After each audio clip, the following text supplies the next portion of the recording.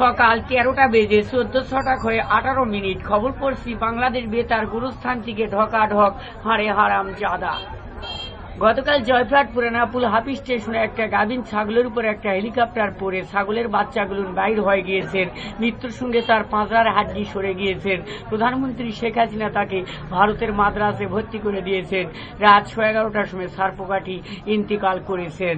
ইন্না লিল্লাহি ওয়া ইন্না ইলাইহি রাজিউন। তাকে টাকত করে ছোঁয়া মেলে ফাঁড়ার ব্যবস্থা নেওয়া হয়েছে। তার 13টা করে গুলি হবে বলে খবরে ঘোষণা দিয়েছেন।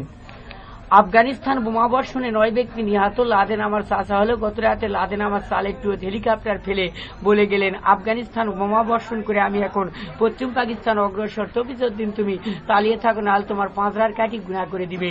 এই ভয় তফিজউদ্দিন এগোটিং হাউসে পালে আছে। আসলে তফিজউদ্দিন দোষী নয়।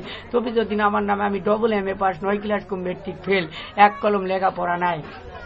গতকাল জয়ফ্রাট ঢাকা কমলাপুর স্টেশনে এক ট্রেনের সঙ্গে এক ক্ষুদি পিঁপড়া ধাক্কা খায়। ট্রেনটি খালে পড়ে গিয়েছে। তাতে 1,11,000 ফকির ফকরনি আহত, কেউ নিহত হয়েছে বলে খবরে ঘোষণা দিয়েছেন। সেখানে তফিজউদ্দিন সহযোগিতা ছিলেন না।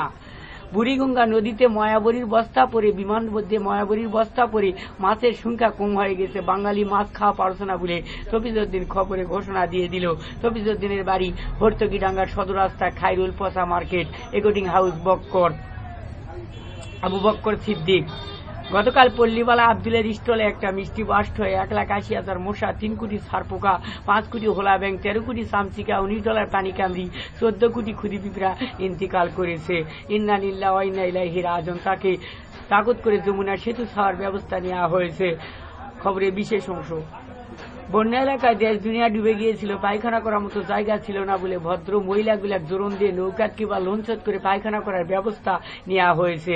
ইয়ং বয়সের ছেলেমেয়েদের কুশারে ঘোরা ধরে পায়খানা করতে বলা হয়েছে। খেলাধুলার খবর, ক্রিকেট খেলার খবর।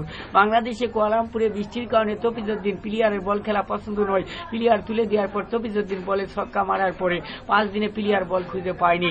কম্পিউটারতে পরীক্ষা নিরীক্ষা করে দেখা গেল বল এখনো মাটিতে পড়েনি বলে খবরে ঘোষণা দিয়েছেন। আবহাওয়া নওপাড়াও, জিতারপুর, মঙ্গলবাড়ি, কল্যাণপুর, ভুটিয়াপাড়া, আটঠোকা, নেজামপুর, দুগর, করিয়া, নন্দল, আঙ্গুর, খাঙ্গল, হতিডাঙ্গা, শৈলপি, বিরলডাঙ্গা, ধামুরহাট, পত্নীতলার উপর দিয়ে ঘন্টায় 45 থেকে 46 কিলোমিটার বেগে অস্থায়ী দমকা হাওয়া বয়ে যেতে পারে। সেই সঙ্গে বজ্রস্ব বৃষ্টি হতে পারে। এসব এলাকার বড় বড় আড়াকলার গাছগুলাকে 9 নম্বর হুঁশিয়ারি সংকেত রেখে যেতে বলা হয়েছে। খবর শেষ হলে পরবর্তী বেলা 12টায় কালকে সূর্য উঠতে পারে, না উঠতেও পারে।